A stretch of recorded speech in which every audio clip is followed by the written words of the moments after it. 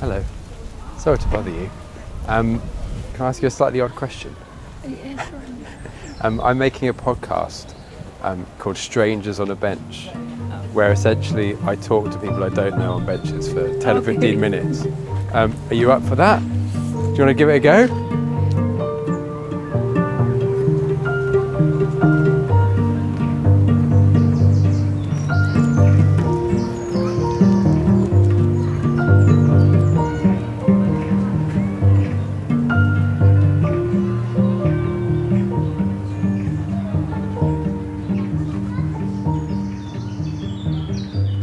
You ready for the first question? Okay, hit me, yeah. What's your favourite day of the week? Have to be like Thursday. Beautiful. For what it's worth, I also agree with you on the same. You ain't at the beginning, but you ain't at the end.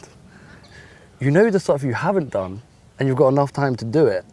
But then also, there's also enough time to where you can be like, I don't have to do it right now, I can do it on Saturday before it's the end of the week. So yeah. Okay, let's go for like a Thursday.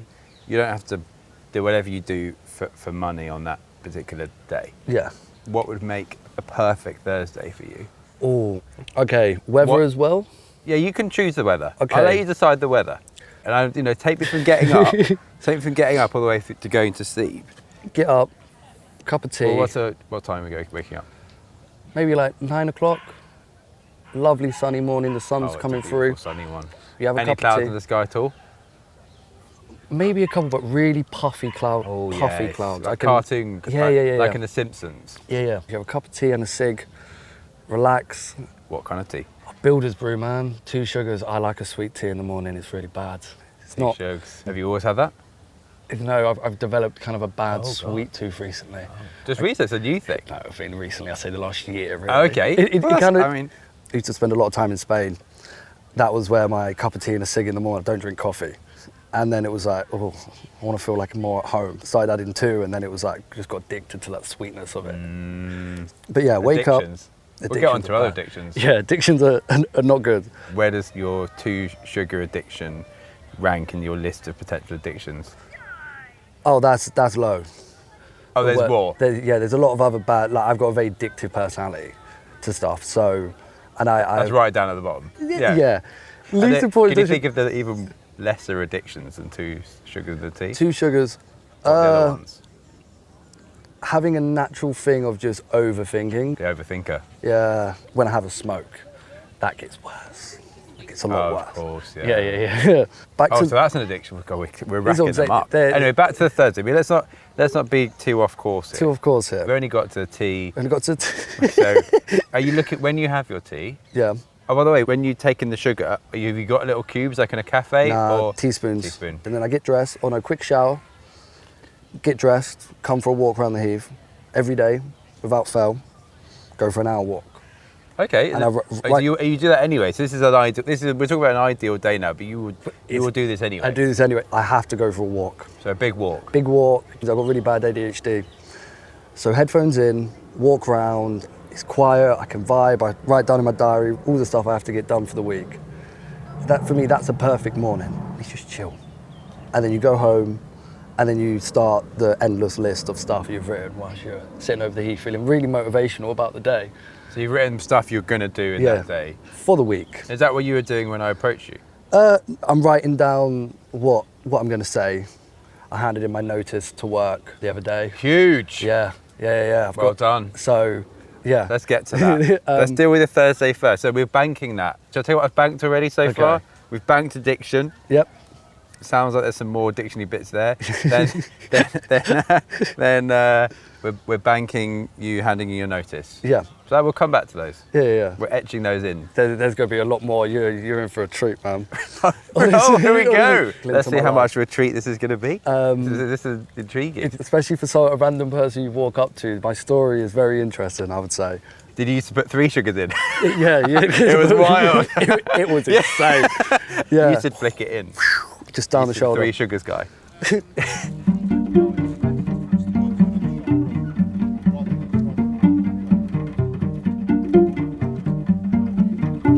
So right, So you always have your walk around, You write in your book about what I'm going to do that day. Yep. But hang on, we're talking about your ideal day here. You can have a nice time. Walk around the heath, go on Skyscanner. Are there airplane apps are available? That is very true. You look across the board Yeah. for nice cheap flights to destinations and you're like, sod it, book it, and then ideally you just go straight to the airport and go have a holiday. That day. For that day. That day. No, And then come back that night. Or depending if I need tobacco or not. If I'm just doing it as a tobacco run, it's cheaper to go to Europe to buy tobacco and come back the same day than it is to buy it at the shop for a week or a month. Yeah. Full What are you plane. like in an airport? What is your airport strategy? I mean, Fast track security, straight to the lounge, because you spend 20 quid on a lounge pass. Whoa. So you always go to the lounge? Always go lounge. Because the logic behind it Okay, hit me. is you'll spend 20 quid in Wetherspoons or Burger King and you only get one meal. But you go to a lounge, you get unlimited drinks, buffet style food, Yeah. and it's quiet. And then you just, I make sure to have like 4 or 5 drinks, 4 plates of food. So then I'm like, I'm stocked up, and I always take a little flask and tip the beer into that so you can have it on the plane. Save yourself another €7. Wisdom. Wisdom. So you do have an airport strategy. I knew it. So the Thursday is, but I feel like this is a bit disjointed because you've written down stuff in the morning about what you're going to do that day, Oh, but that's the... and then you've just got on a plane. I mean, okay, yeah. Perfect Thursday, no other days of the week connected, no other responsibilities. Wake up, tea, walk, write how I feel, write down a plan for stuff I need to get done. I've got now 12 hours left of the day, or 13 hours to do whatever I want. It would be book a flight to like Nice, spend the day there, eat some nice calamari, cheap wine, then fly back, get a taxi home, go to bed. Calamari and wine on the south of France. Yeah. Yeah, maybe we should do it. Yeah. Maybe it's destiny next Thursday. I'm going away next Sunday, south of Italy. Going to Bari. Barry? Bari. Barry. Bari. Barry. You got any friends called Barry? We've got an uncle called Barry. Of course. Yeah, we've That all feels got- like an uncle's name. Yeah. Are we close to Barry the uncle? Not really. Oh. No. Yeah. What's he not done? What have you not done? No, I'm just not. Whose fault is it? It's not really anyone's fault. It's just a joint thing where my life has been very crazy. I've like done a lot of stuff to myself. I'll give you a little. So I broke 39 bones in my body. I used to BMX in my younger years. Got hit by a car 5.5 years ago. Shattered my right leg. Broke 2 teeth. Inside fractured my upper lower spine. 2 broken ribs. Shattered my eye socket. Broke my skull in 4 different places. Bleed in the brain. I flatlined twice. And that was only over the last 10 years. That was it last week. Yeah. After all that, then I got into modelling and acting. Got into that 4 years ago. And then lived a crazy life for the last 3 years. And then last year, my best mate killed himself. And I just went downhill quite quickly and pulled back from everything I do. And now I started a festival stall business doing airbrush tattoos and custom t-shirts. Fantastic. Interview done. Perfect. Yeah. No, I'm joking. Okay. Hang on. On the last thing you said, did you say airbrushed toes? Airbrush tattoos. Oh, sorry, okay, Yeah, right, fine. airbrush Sorry, toes, I was yeah. like, you're airbrushing people's toes at festivals. Someone's got to do it. Yeah. Sorry, airbrush tattoos. Airbrush, at like temporary festivals. airbrush toes and custom t-shirts. And yeah, it's quite lucrative and quite fun. Okay. This is beautiful. This is beautiful.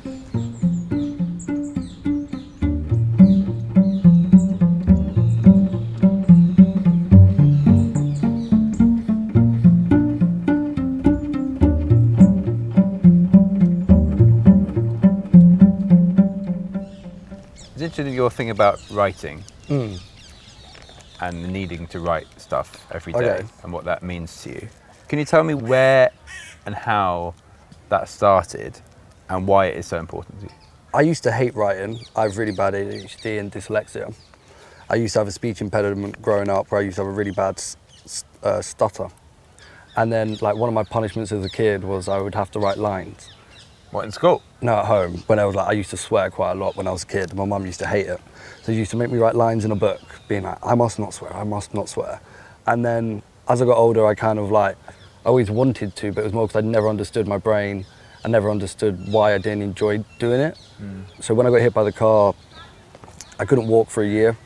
I spent like 6 months just laying in bed. And there was so much stuff going on, especially with ADHD, that I learned by writing it, I can let go of it. It helps me process all the stuff. And I feel like writing is such a great exercise for the mind. The same way, like if you say something to someone, it's been said, you're like, oh, I've said it, it's done. I feel like, but that's the same with writing. Rather than just thinking it, once it's out, your hand's done it. You feel like you process it more. And it's also just a nice personal diary or journal for yourself to look back on over the years. Like I have like diaries for the last 4 years. When I feel like I'm not doing well within myself or well within my life, I look back at the goals I set myself back then, and I'm like, fuck. That 21-year-old version of me would not have believed where I am now. And it's like, that gives me such a drive to be like, oh no, you are doing well. Or you're not a failure. You've done way more than you said you were going to do years ago. Beautifully said. Yeah.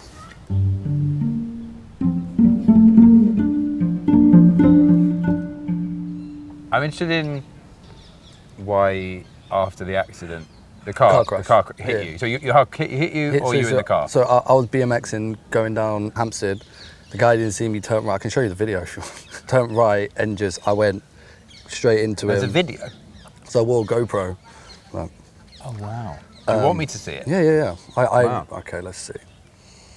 Yeah, I mean, just before you watch this, what does this mean for you to watch this? Do you like? Does this not like? I don't want to like re-traumatize you. This is what's made me so comfortable with talking about it. I battled with this for years, but I can't change it. I'll never be able to get rid of the memory of it. I see stuff in images, but by doing this, I'm so comfortable with the idea of that I have crashed and that it's part of me. Okay, so let's go. Where should we go from? Okay, so you're coming down. So you're coming. Oh, there we go. And then right here, where I stood up and dropped, then I'm screaming. Okay, give you a little bit of audio. Oh no, I don't know if I want the audio. Do you want the audio? Oh God, do you want the audio? No, you don't. You don't. No. Honestly, I've shown people and they've gone, I will never forget that. It's like. Oh, okay, that's good. That's good. We didn't hear it. Yeah. It's. Hang on. So you're going pretty fast down there at that point. Not a little bit, but under the speed limit on a pedal bike. And like I took him to court and everything, so he got found driving without due care and attention. And yeah, he just turned out in front of me and I had no chance to stop, and either way, it was just like, the impact was inevitable. And it was just, whoom. Do you know that feeling in your stomach when you get, like, you kind of go over like a hill too quick and you go, whoo, when it feels it? I felt that. Prior to that, I crashed 4 other times, like in skate parks. One time my wheel slipped out, I went up, came back down. Thankfully I had a helmet on this time. Helmet hit the metal coping, I came down, smacked my back. Fractured my lower spine and inside fractured my C7. Knocked myself out. I got up and literally, thankfully, there was an ambulance passing by. I was like, fuck, he's in so much pain. Kind of pulled myself out the bowl, laid down and then had a seizure. But by that point, the ambulance had come. I got defibrillated, coming back in, and then they put a neck brace on me because they were scared for my spine. I was saying my spine was hurting. Put me onto a thing and then I had another seizure and then flatlined. Flatlining is when your heart stopped. Your heart stopped, and so someone needs to shock you back into life. Defibrillate you. And even that experience in itself is like that feel of electricity, just like kind of your eyes open and it's like, wakey, whoa, what happened? Right. And I've had a couple of these moments where like, if I would have let go myself and mentally would have said, no, I'm done, I could have drifted off in a heartbeat. But every time I was like, no, I've got more to give to this world than just to die here. I made sure to keep my brain going. You're good. And just push myself. I'm a cat with 9 lives that realistically I should be dead. Sorry, it's just kind of brought up some stuff that I feel like I've never properly processed. It's kind of nice to have this conversation about. Sorry. It's okay. No apologies needed.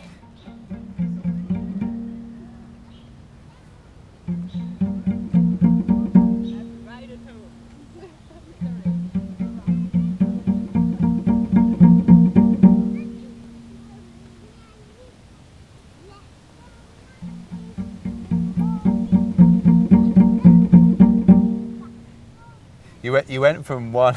Yeah, Sorry, I you went from down a whole one tangent. crash to another. There Yeah. were 2 crashes 4. that we were dealing with. So the one we were dealing with initially was the one going down the hill, and you stood up. Why did you stand up? I was wondering. So BMX and skateboarding, whenever you crash, run it off. You just get up, run it off, shake yourself. You're like, no, I'm fine.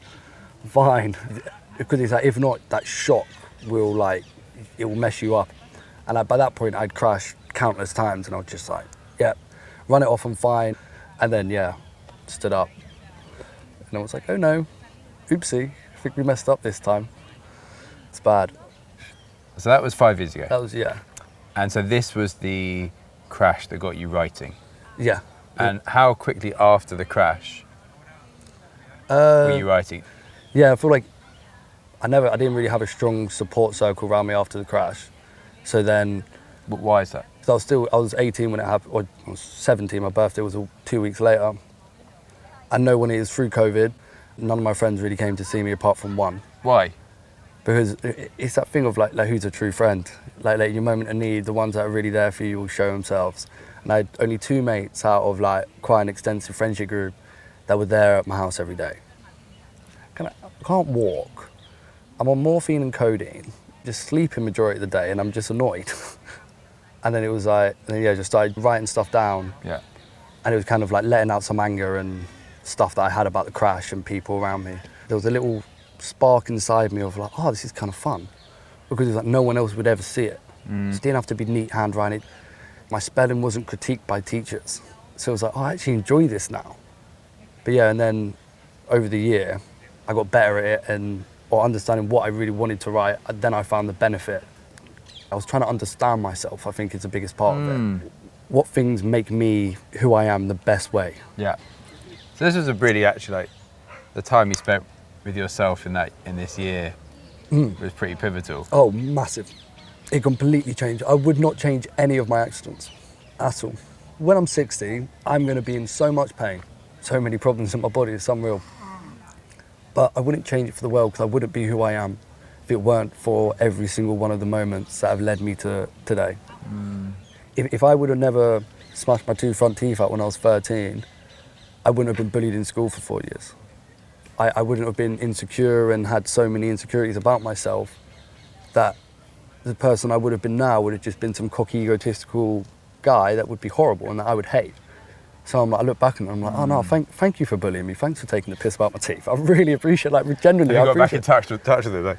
No. By the way, thanks for bullying me. No, I see him walking down the street and I'm there like, I'm proud. You sell drugs. I go and party and travel the fucking world. It gives me a drive. It pushes me to be like, I'm going to show you all those times you bullied me. That didn't mean jack.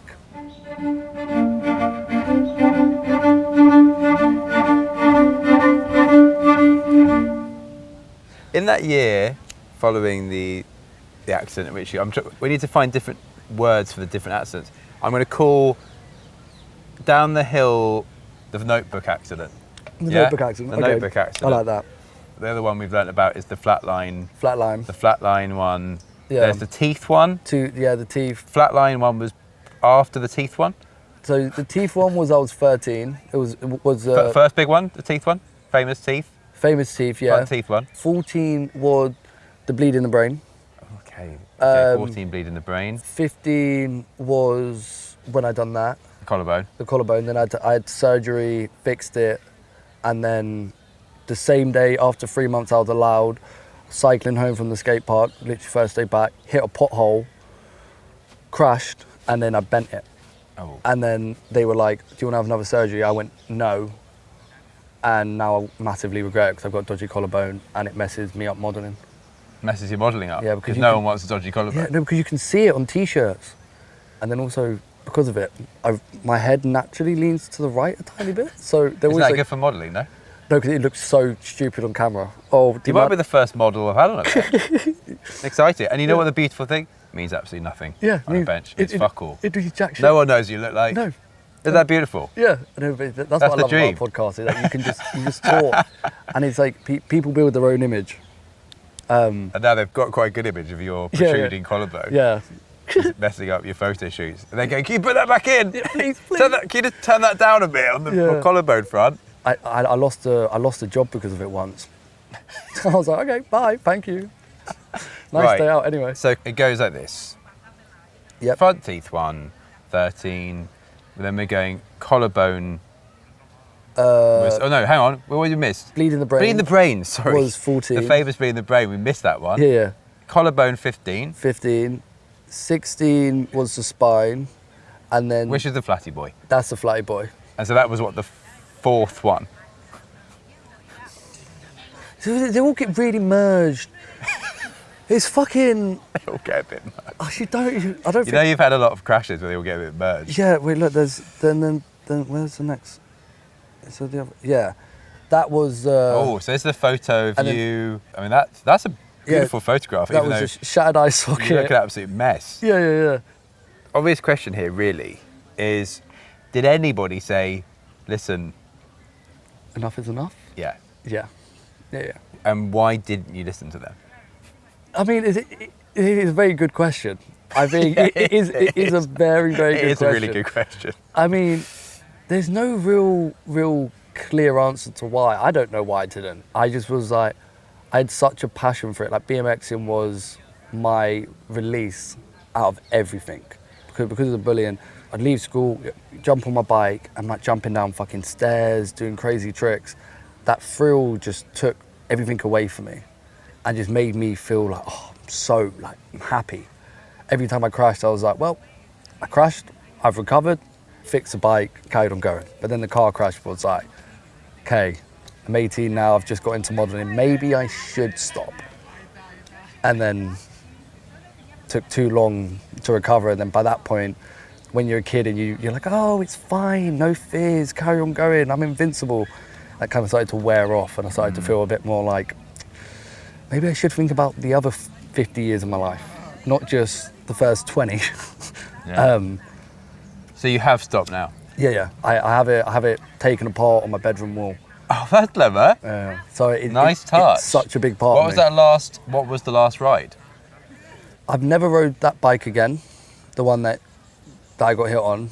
The notebook crash. The notebook, but it was the same frame and back wheel that had been through 3 crashes with me, and like it'll never go. I don't think. I think like even one of my older, like my son would want to get, or daughter would want to get into BMXing, I would definitely get back on one with them, because that adrenaline rush when you're just like you're flying around, jumping over fucking corners. It's like I know if I break my leg again, I lose it, and it's kind of like I like that risk.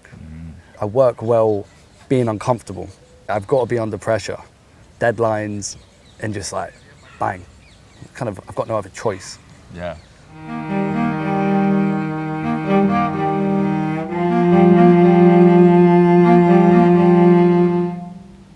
So, at some point, it went away Yeah. for good. It's now on your wall. It's not on the wall. It's on the bedroom wall.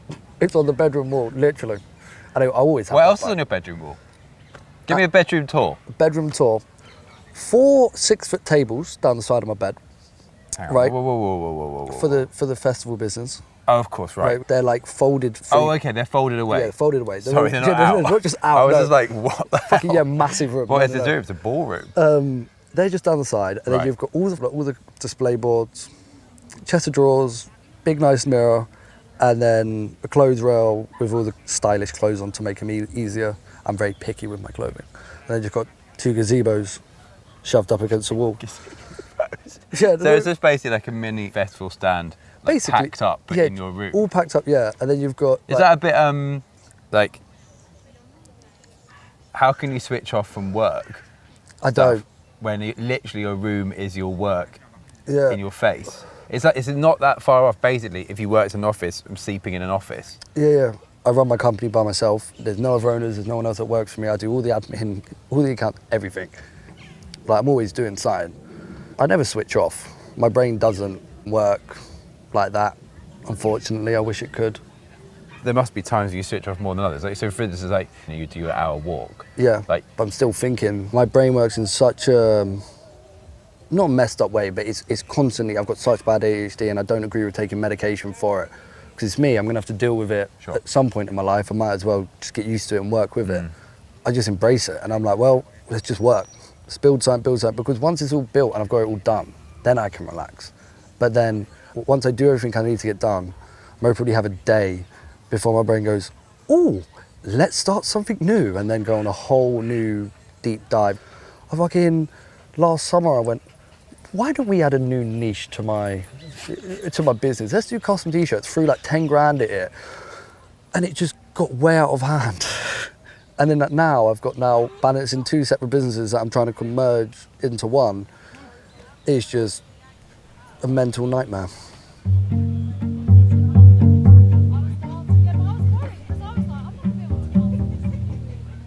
So you've been working in a pub. Yep, on and off for 6 years. In what particular role? Supervisor. And so, how did you handle the notice? How was it done? Truthfully, I had a bad mental week, and then I went to go. What is a bad mental week? A lot of stuff in the business went wrong, and then like relationships went a bit tits up. Relationships, sir. Right, I mean, like relationships with people. Right, okay, Like, sorry. But in particular, there was like. There's like, one particular one. Yeah, yeah. Is that with a romantic partner or a friend? Romantic partner. Okay. Better now? Better now, yeah. Okay. We're going on holiday next weekend. Oh, there we go. Yeah. To Bari. Yeah. But not with Uncle Barry. Not with Uncle Barry, no. Yeah.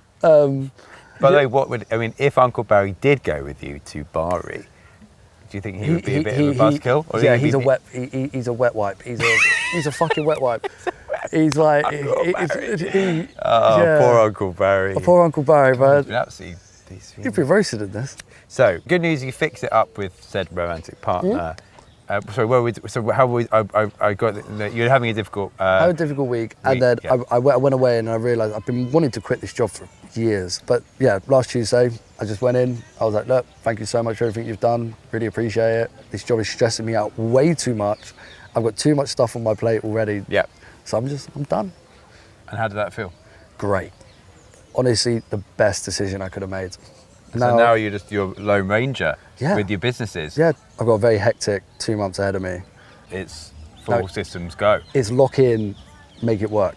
I lost some money last summer because my best mate died right at the beginning of the season.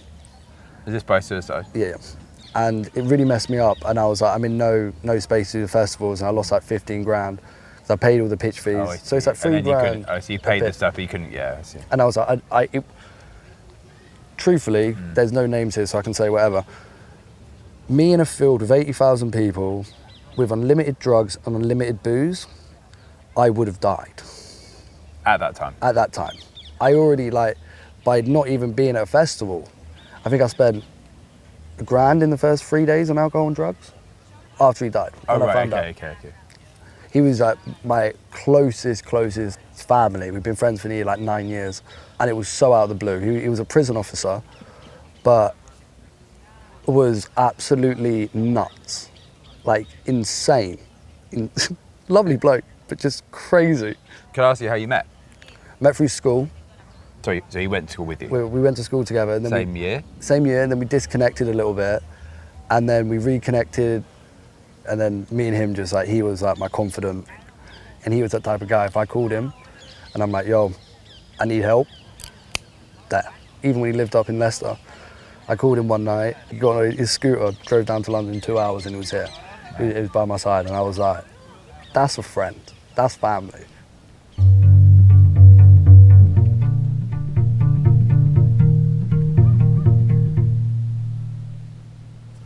Do you mind talking about his death? Yeah, he was a prison officer, and he just got moved to a paedophile wing, and one of his family members has been sexually assaulted when she was younger, and he found it really hard being on the wing. And then he put in the transfers to move down to London, and it was in the process, and then he spoke to someone. He felt really emotional. He spoke to this person, told him to man up, stop. Who did he speak to? You mean in his profession? Spoke to a big influence in his life. Okay, fine. And then they basically told him to man up. And then 4 days later, he was found in his flat. 2 days before his birthday, he died. And I got a call whilst I was at work telling me from his sister. And it was like, fuck. He was crazy motherfucker. He did not give a shit about anyone. Like, someone tried to pull a knife on me, him and our other mate in Camden once.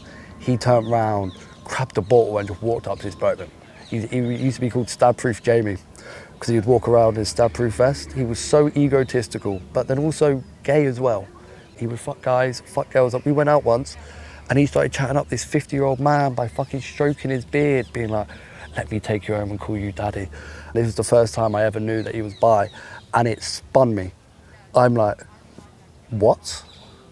He just did not care. Like, I don't believe that it was suicide, but I can't go too deep into that because I can't change it and the police won't look at it in any other way. A rumour has it that there was 2 kilos of cocaine in his flat and 2 phones, and he wasn't a drug dealer. Used a lot of it, but never sold it, never brought kilos. So there's a lot of stuff surrounding his death that I don't believe or understand, but I can't change. Yeah, very odd turn of events.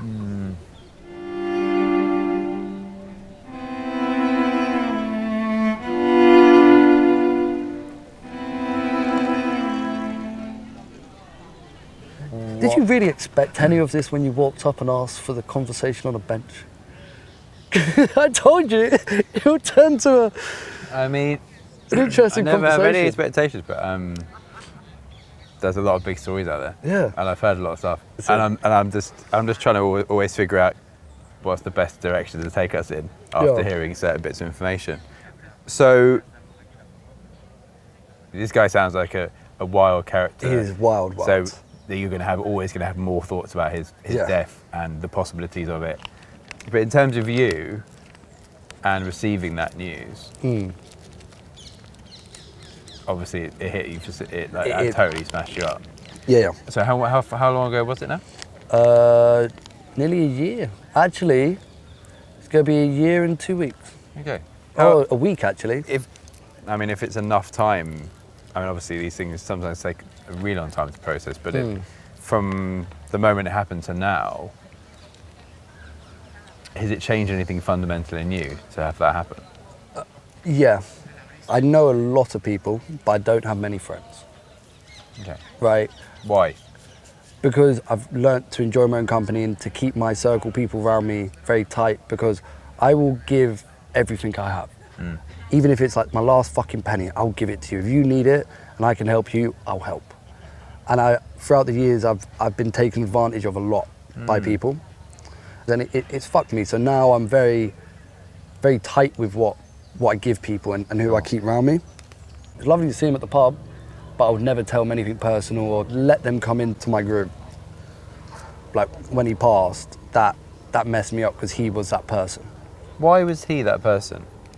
Because he knew me through so much and he never judged me for anything.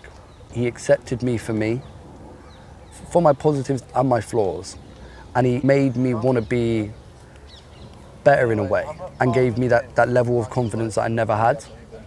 My attitude of being like, no, fuck it, let's do it, has come from him. Like I'll never have experiences like I had with him with anyone else. Was he someone you aspired to be more like? No. He was insane. He said stuff that was outrageously outrageous. Sure. Realistically, there are times where I wanted to punch him in his face. Like, you can't fucking say that. So you were fascinated by him? Yeah, fascinated is a good way to And describe clearly it. like a remarkable, extraordinary, Yeah. in the full use of the word, character. Yeah. He brought out a side of me, a laddie side of me. Like that, yeah, let's go out, because that's so far from who I am. Right. Well, not so far from. Like I grew up on a council estate, teenage years with surrounded by drug dealers and loads of people I know that are in prison. But that's not the life I want or live at all. I live such a different life to everyone around me. But he was, come, let's go get the Ray and nephews, let's just go take pills on a random night out, end up in a random house garden at 4 a.m, being like, why are we here? What are we doing? I've never had that with anyone else. No one else pulls that out of me or like makes me want to be like, yeah, let's go party, let's go get. But he did, and I loved it.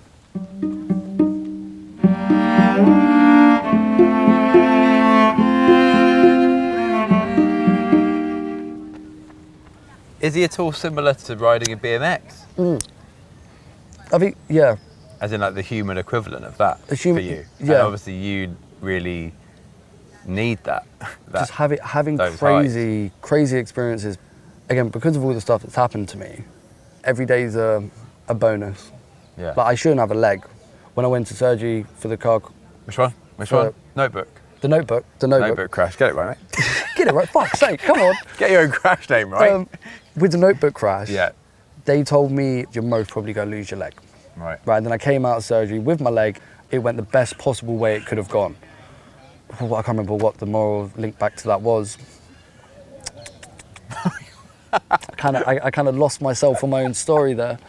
Oh, that was it. I was saying about the thing of like, because of all that, every day is a bonus for me. There we go, yeah. I'm lucky to be alive. Like I feel it. Like every day, it's like I'm so grateful to wake up and just to be alive. I understand it now. Hang on. I'm getting it. Yeah. This person for you, you know, you obviously have a rare and interesting need for like highs Yeah. and thrills Yeah. and full throttle It's experience and 100 or living, nothing. right? Yeah.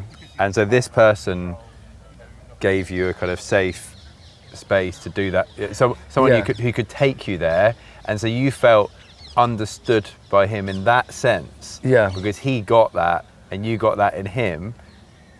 Yeah. And I Is think- that fair? Am I getting this right? I think that's fair. I feel like it's also with that is he also knew me through it all, because it's so hard to explain to someone. Because when you look at me at first, I say, oh yeah, I've been hit by a car, broke 39 bones. Everyone's like, oh man, what the fuck? I'm just yapping. But no one really understands the effect that it had on me.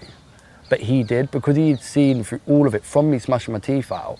He saw the 4 years of bullying. He saw all the. Oh, so you knew him from? Oh, of course, from your school. Yeah, yeah. Okay. So he saw So you had the whole everything. thing. So he's seen me from being some proper little angry teenager Yeah. to being where I am now, and it gave me such comfort. Like, was he able, or was anyone able to kind of emotionally support you? To what extent were you kind of introspective about each other's lives? We were very close. Like we spoke about everything. We were able to have those proper deep chats, Yeah. talk about stuff. But then we also were able, when we were in those kind of dark places, both of us, we were like, no, come, let's go out. And we would go out. We would have a fucking blast of a time, and then feel great. And you're like, oh yeah, life is fucking whoa. And then we would pull each other out to get each other back up. Yeah. And I don't have anyone like that. Like we were saying about addictions as well. Like if something's there, I'm going to do it. I drink a lot, and then once I do it for a couple of days, I'm like, oh well, I can just carry on drinking, and then end up turns into like a 4 month bender, and you're like, I've got a problem. Now I've got to stop, and then I stop, get myself back on track, and then I'm like, oh well, I've had like 6 months where I've actually been really good. Let's have a drink, and then it's like that bad repetitive cycle. So hang on, are you drinking like currently? No. No. So you're off it for a bit. Yeah. Do you consider yourself an alcoholic? No. The points you've thought about it. There are points where I have kind of thought, like, I'm like, okay, I might have a little bit of a drinking problem where I can like drink 4 bottles of wine and it just be like 9. Like I can neck a large glass of wine in one. So now you're not drinking at all, or you just don't think you have a No, problem? I've cut down. Like there was a period like last month and a half ago. There was like I just went on some like wild bender for like 2 weeks, and just got like, every day I was just getting pissed, and like I realised it also was messing me up. Like, drinking every day, especially at a young age, it's not good for your mental health. There's so much better stuff I could also spend that money on. Like I love travelling. I want out of this country. To do it. Yeah, it's just Maybe that's your next step. yeah. I've just started chapter 2 of my life. Chapter 1. After because you handed the notice. Leaving the job was the final part for Yeah. me of getting It's a out, moment. and so now I'm like, that was Maybe you're gonna go to Big Barry and then you just be like that. This is it. yeah, stay. Oh, I so would.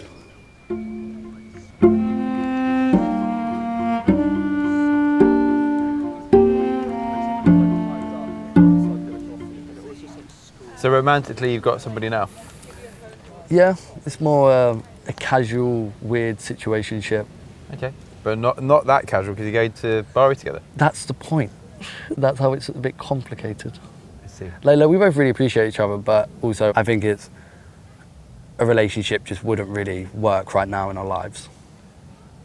But it is a kind of relationship already. We work too well and it's too nice together for me just to throw it away. I was in toxic relationships before and I've never had something actually healthy. Okay. And you deem this one to be healthy? A lot healthier than the rest. Okay.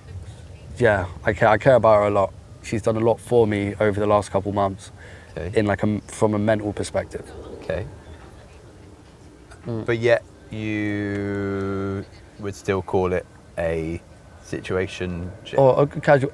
I would want a relationship, Okay. but I think it's more.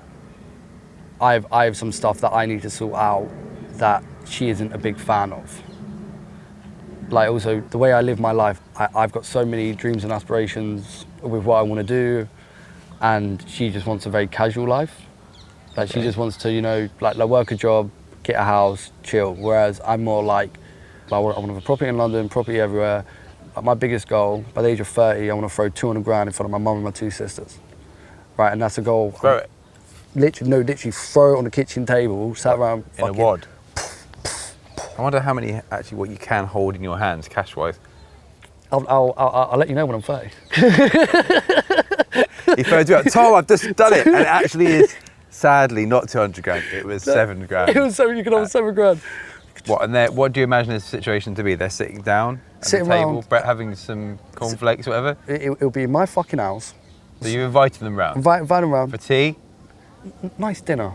You know, come Oh, around. it's a dinner, nice. You've cooked it. Cooked it, yeah. Nice.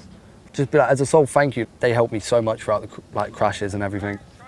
My mum's my biggest supporter, and I want to be able to give them the opportunity. I grew up with not having a real pot to piss in, and I feel like I'm the one in my family who's got a good chance at doing something big with my life, where I make some big money and I can change the people around me's life. And that's kind of a goal that I'm always going to be pushing until I achieve. I won't stop until I'm at that point. Got it. Giving them an option to experience life to the fullest. Yeah.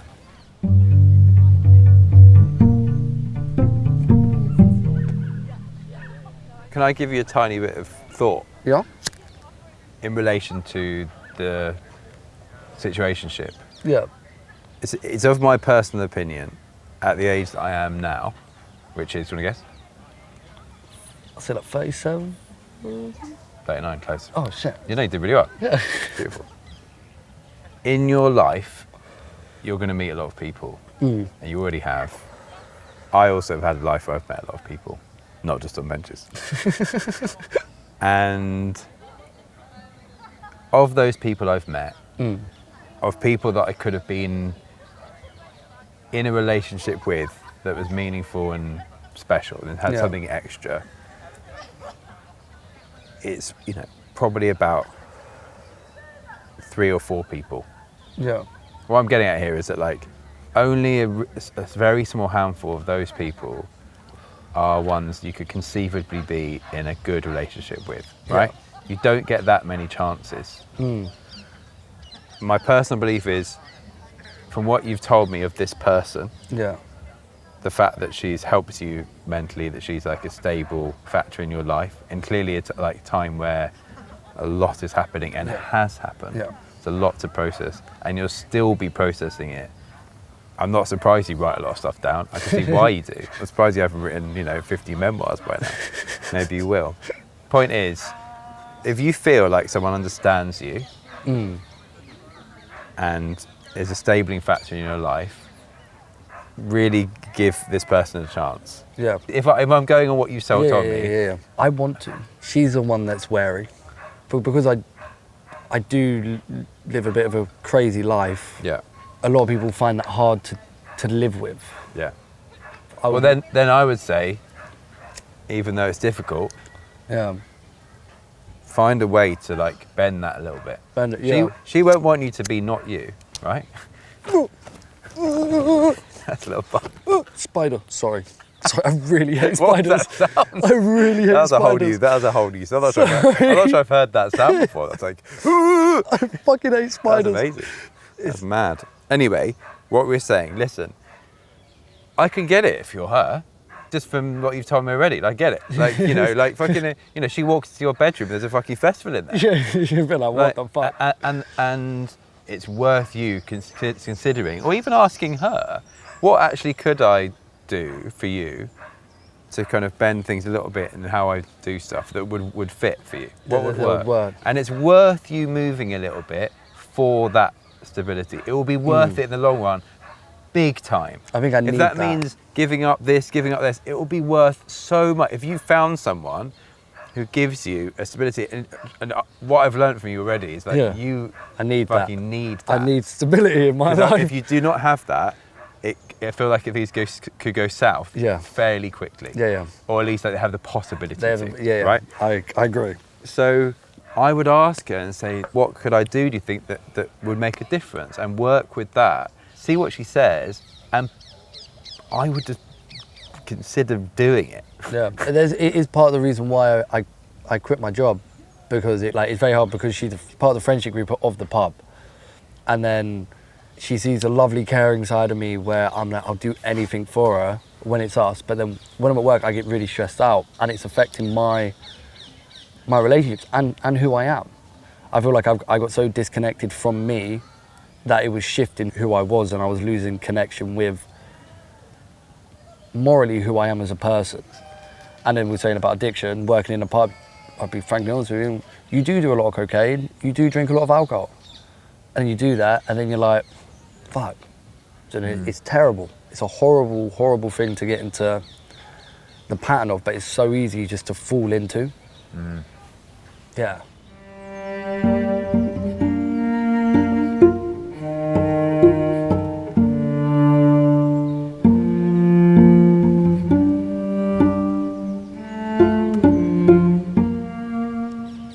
I can say this really totally for sure.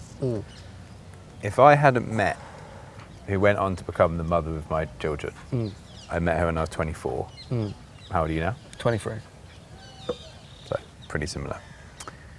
If I hadn't met her and we hadn't got together and Yeah. fallen in love and all that kind of stuff, I can guarantee you that I wouldn't have been, I don't know. I mean, basically, I maybe wouldn't be doing what I'm doing now. I wouldn't be successful. I think that romance, it was the foundation of doing well. It was a foundation of like feeling good about yourself, of feeling confident, of feeling stable, to then go and do really good stuff and having that something to support. work for as well. Like, It's having someone there that isn't family, who has your corner. Exactly. And so, like, for me to have that person was absolutely critical. Basically, I can track myself starting to do well from that moment. Yeah. And so that's why I always think it's worth if everything is there, good chemistry, getting on, understanding each other, respecting each other, all those things, if that's there, that should be something that's worked on and towards and taken incredibly seriously. It's worth working on it. I wish she would hear that in a weird way. Or just play it out to her. Yeah, it'd be like, oh yeah, look. But why do you wish you would hear that from me but not from you? What do you mean? Because I think it will come from a different place when it's said to you, not from someone that they have a underlying demeanor from it, or trying to force them into something that they're not completely convinced with. When you're in the moment, you're living it. You're not really thinking about it until it's gone.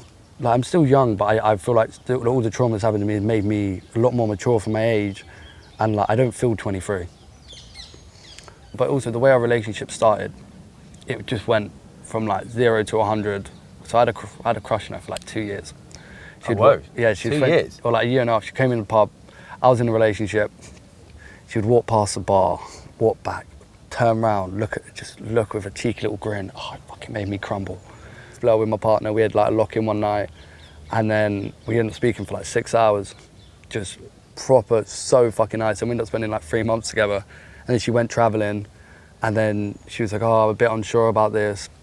Came back, and then it kind of just like started off again. It is like we're in a relationship, but then she's got this gut feeling that something came right. And that's a hard thing for me as well. Yeah. But I think you've got to try and figure out what that is. And It's and try and get her to communicate what that might be. But A lot.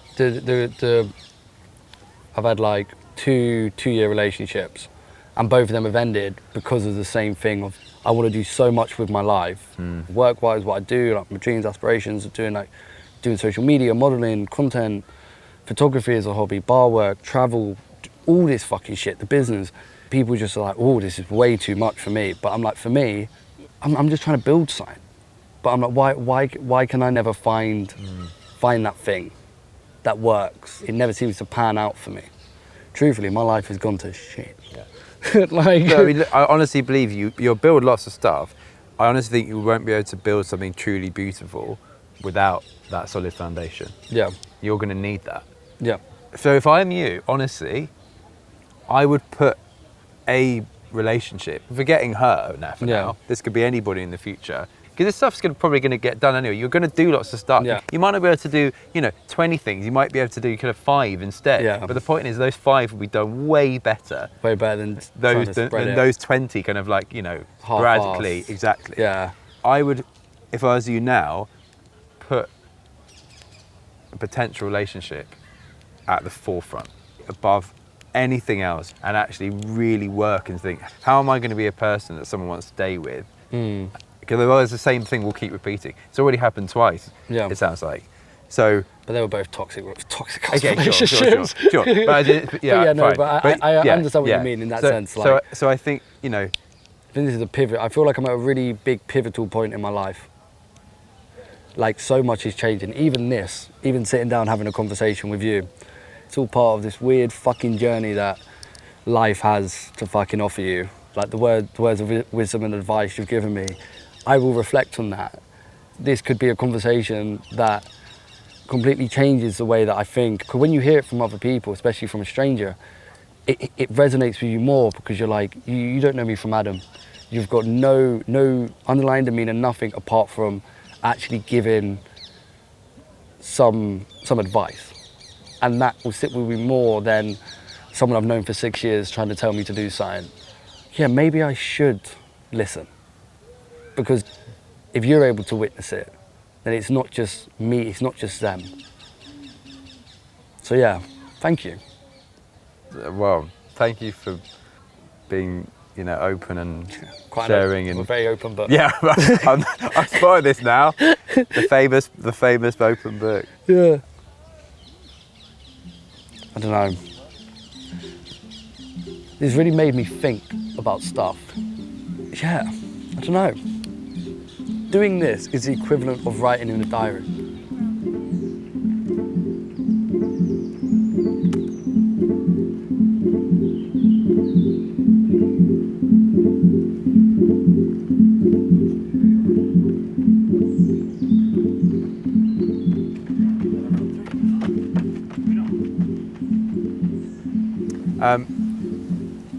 Two things at the top of my head. Yeah. One, I want to ask you about modelling, because as I said, first model I think I had on a bench. Yeah. Horrible industry. Yeah. horrible industry. Insanity. Tell me more. There's an image connected to models. There's a standard set upon you by your agent, by these companies, that you fit this image. Like I'm not allowed to get tattoos without approval. I'm not meant to smoke in public. I'm not meant to drink in public. Put anything. When you say in public, what, in case someone in social, spots you? like if you go out and you get absolutely hammered and someone starts posting it, you could lose your contract. Yeah.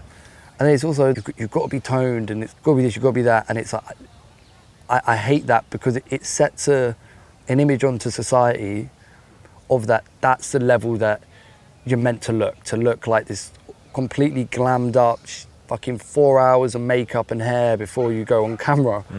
That's what the standard of beauty is. But Yeah. it's like, and it's not. It's not like. Why did you do it? I'm guessing you might have known some of this stuff you've just told me. I've done it because I say yes to everything. I was very insecure about How myself. did it happen to you, really? I was walking down Tottenham Court Road, got scouted by this guy. Yeah, and then you get put on the website, and then you start getting sent to bookings like castings. The first one I had was a Louis Vuitton show. So I got signed 2 weeks before the car crash. Had the car crash. I told my agent, I was like, yeah, look, I'm fucked. He pushed me for jobs and they tarnished my name a bit, because the way it works is like a lot of the big companies, the same casting directors, that you pick up on names and faces you see, and then once you get a thing of you don't turn up to casting, then you kind of just get thrown to the back of the pile, and that happened quite a bit and it really tarnished my name. Then I signed to another agency and then was with them for a year. We done some like cool stuff, and then it just got like, I felt like they wanted too much from me to keep a physique that wasn't healthy for me. Yeah. And it's like, again, it's even within the industry, as everyone says, there's a lot of cocaine. A lot of cocaine involved, so I don't know why I'm whispering. There's a lot of cocaine involved in it, like a lot, like you're at these shows, you're sat around, like, you know, if you're doing a photo shoot, you can be sit around for some of these for like fucking 6-7 hours, and you're only doing an hour's work. And it's also, you don't eat on it. So if you're doing like a show, like a catwalk, if you eat, you're gonna be bloated. You don't want that. You want your abs fucking toned as fuck. So then you don't end up eating for the day. You do a bit of coke, you don't really have an appetite, and you go out after drinking, and you end up just doing drugs. You get really fucked up, and then you're just constantly doing it, and everyone's like, yeah, fuck it. It's crazy.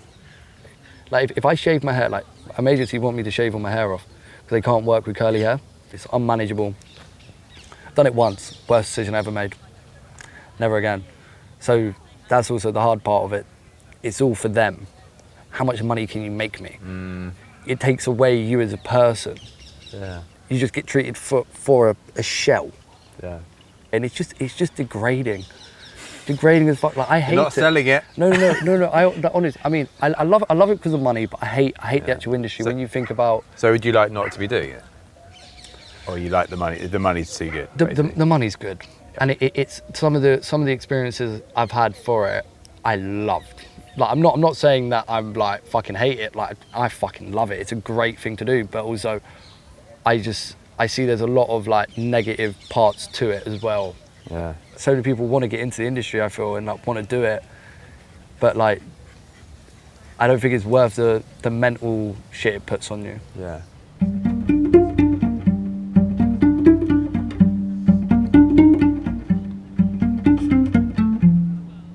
What's your catwalk walk like? When you go to these castings, it's so fucking embarrassing. You walk into a room, 50 to 100 somewhat similar looking people, and you got to walk in thinking you're the shit, because the second you show any fear, you're fucked.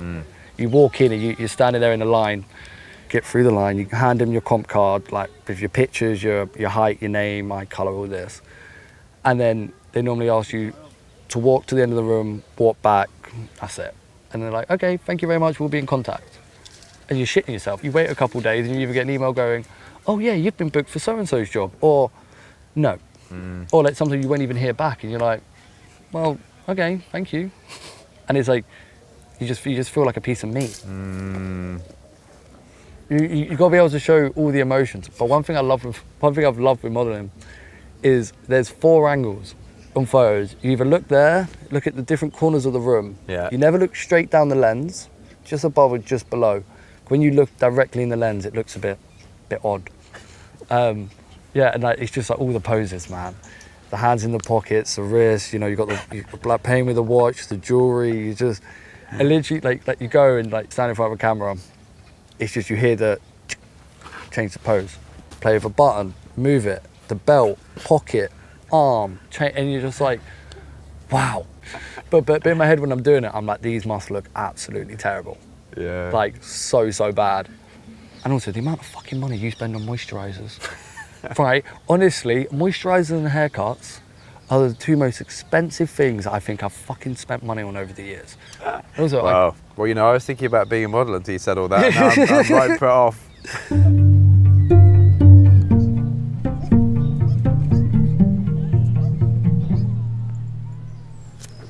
I'm going to ask you 2 more questions. Hit me. And then I'm going to ask you the final question everyone gets. Yeah. These last 2. One is, I'm intrigued about your dad. Yeah. He was clearly omitted from the mother and sister cash Yeah. whack down. Yeah. And I'm like wondering why he's not in that club.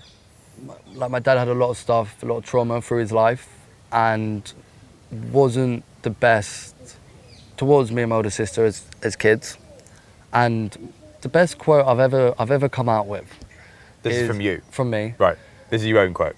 My own quote. A couple of years ago, I said to my ex, I went, my dad's shown me more how not to be as a man than how to be as a man.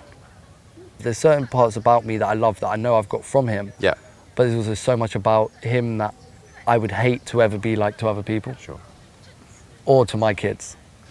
Like he would run away from confrontation, like with my mum, and avoid shit. I'll never just walk away. I'll always stand and be like, no, this is why I feel how I feel, and these are the reasons. Yeah. But yeah, he hasn't really been there for me throughout my life. Like he wasn't like well, truthfully, we kicked. Me and my older sister kicked him out when I was 10, she was 13. Told him to leave the house, or leave our family house. You kicked him out? Me and my sister said to my mum, he's got to go. And yeah, like we still see him now and again, but again, he had a lot going on in his head and his life that he felt very hard done by and stuff, and then tries to push that wisdom onto you where it's not useful wisdom, in my opinion. He is an inspiration for me to want to make that. Like my two sisters and my mum, they're the ones that I care about dearly. I'm like, they've helped me so much. I want you to be able to do what you want with your life. Oh yeah, I mean, I think also it's worth remembering it's such a noble aim to want to help all these people and look out for them. But also, like, they're no good if you're not good. Yeah. You know, you've got to come first. Your well-being has got to be centre Right. before you can go and help them. Do you see what I mean? Yeah, I struggle with that a lot, where I will always put other people before myself. Even if it means I've run myself completely in the ground, I'll still do it. Yeah. Have you done therapy, by the way? Tried, don't do well with them. I struggle to pay someone to listen. No, for sure, I get that. Doesn't sit well with me. Yeah. It's beautiful light now. Yeah. When I arrived, it's a bit overcast and it's gone. Yeah, it's gone a fucking beautiful. It's all clear. That's the type of clouds. If not a clouds like that in the morning, just a.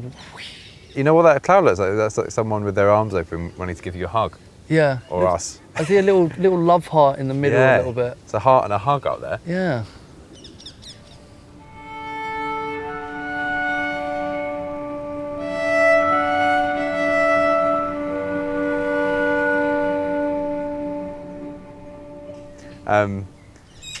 What am I saying? So I've lost my train of thought. I was going to say, yeah, therapy. Look, I personally have issue with exactly as you say, paying someone. There's a lot of things I don't like about that. You know, so you're totally right to be a bit suspicious of it sometimes. I get that, but when someone has like a lot of big traumatic life events, and not just one, like a many, and they how they're interweaving, interlocking. They have all kinds of different branches from them that you to work out. There's a lot. And then also you've just said about your dad and how he suffered a lot of trauma. Remember, trauma doesn't stop at your dad, right? So trauma keeps going through generations unless it is processed. And sadly, if you are a parent, he would have radiated a lot of those negative things. Yeah.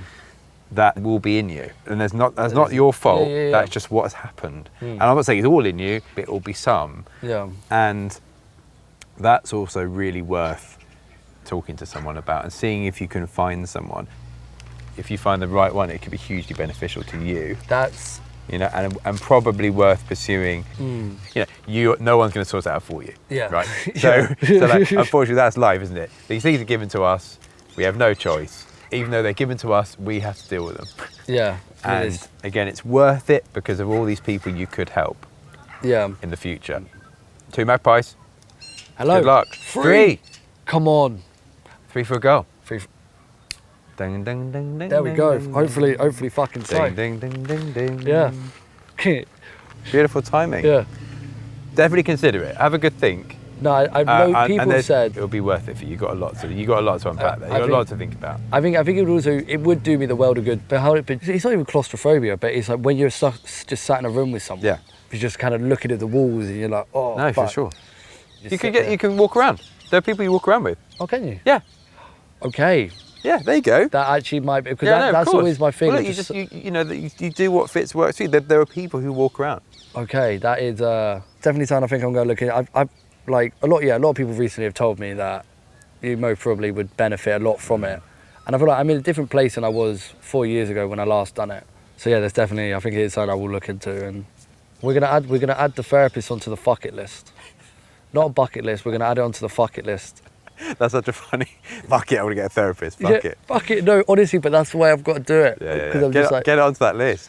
Do it. yeah, That's okay, it, do wait, it. let's actually add it. Let's add it. Yes, put it in the Let's book. make a new fuck it list. I Do love it. It's just going in.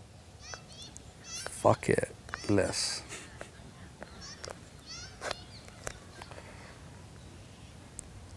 Therapist. Walking. I will know what it means.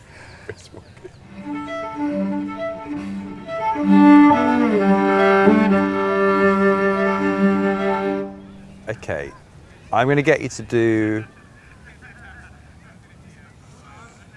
one more thing Yeah. before our last question. So I'm going to close my eyes. You Yep. decide whether you want to close your eyes or not. I recommend it. Yeah. Think of a scene from the past, a scene which you can remember in really vivid detail. Yeah. And it doesn't have to be a dramatic one. I just want something that comes to you, like the I've got- first thing that came to you. I've got time. Wonderful. Can you describe that scene to me, please? My nan and granddad's house when I was younger. We used to go round every Sunday. It was the same house that my mum grew up in. Walk in, you've got like one of the old telephones with that you wind the numbers up, like just as you went in, and then sat in the living room playing a card game called Donkey. Like I'm sat on the floor, my older sister next to me, my cousin, my granddad in a big armchair, and my nan on the sofa to the left. I remember sitting there, and card game of Donkey it's like kind of bluff. You're gonna pick a card off the person next to you. You match the pairs, and whoever ends with a donkey is a loser. My granddad done it to me, and just him just laughing his face off, and then me losing the game. And it was one of those kind of like wholesome moments for me, where such a fun memory of them.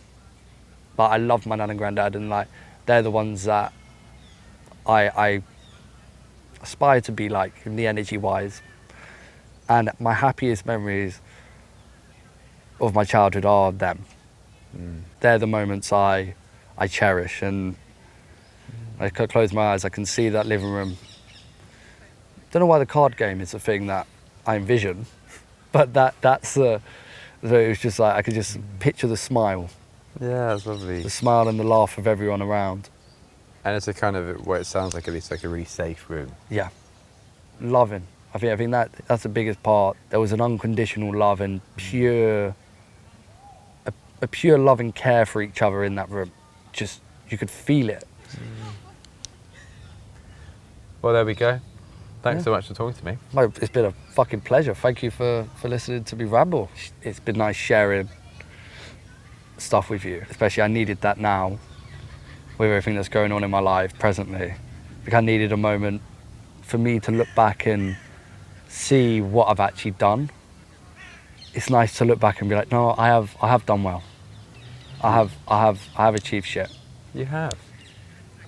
So thank you. I really Yeah. appreciate it. Oh, thank you. It's Thank been you. it's been fucking lovely. Oh, it's so sweet. Thank you. Yeah, you're gonna do great stuff.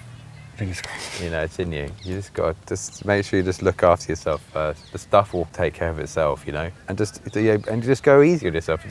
All this stuff will happen. It doesn't have to happen tomorrow. It will come eventually. Yeah, it's true.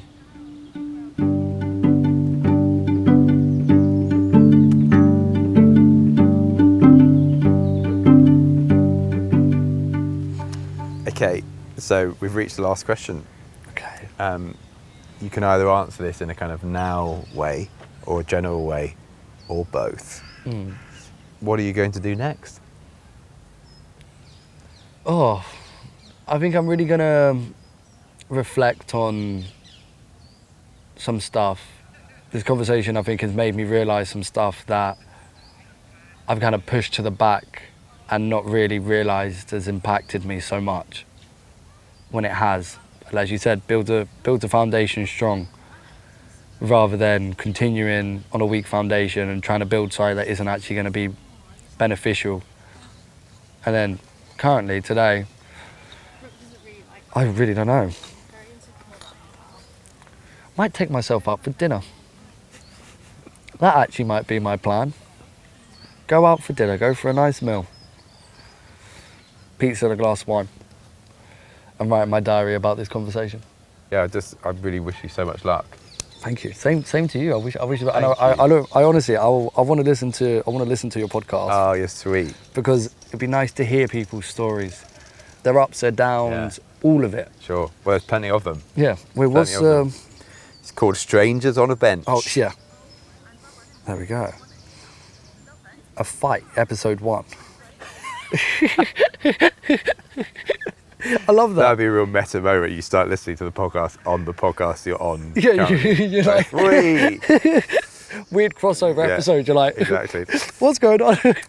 I'm going to ask us to do one thing Yeah. before I press the button, which is, I think it's quite nice at the end of episodes, especially when lots of ground's been covered, there's been lots of stuff, a minute where we just hear what's around us and just the nature of what's around us without us talking. Yeah. So I'm going to propose to us a minute's silence Yeah.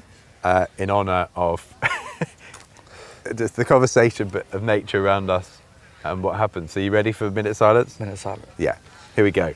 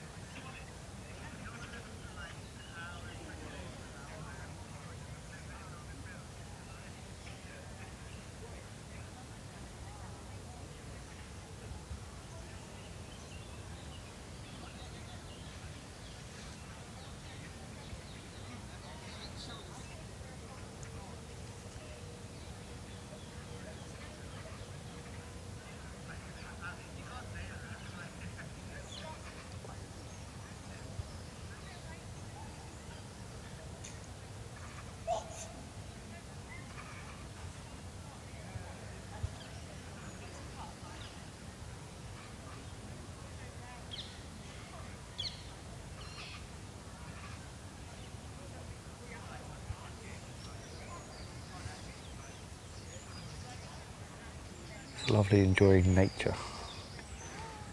It's like a nice way to kind of like close the book. It is, isn't it? That's that's the way I'd describe it. It's like that final, you close the hard cover, bang, you're like, wow. Yeah.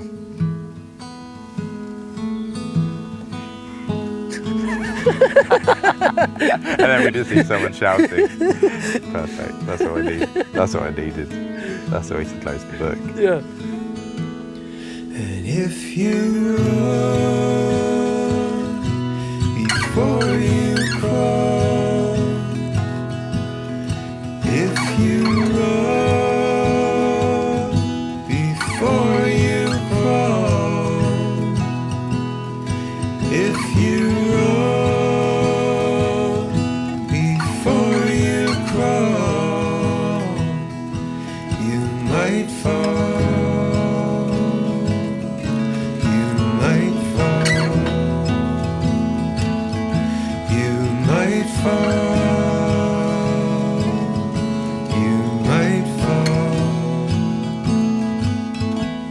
And if your wheels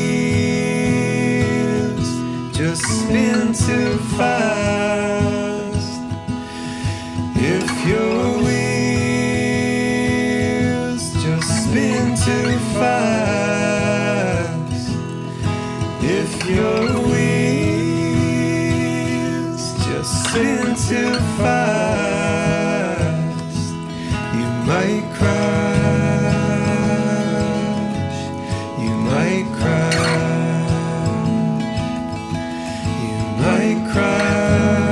Crash, you might crash.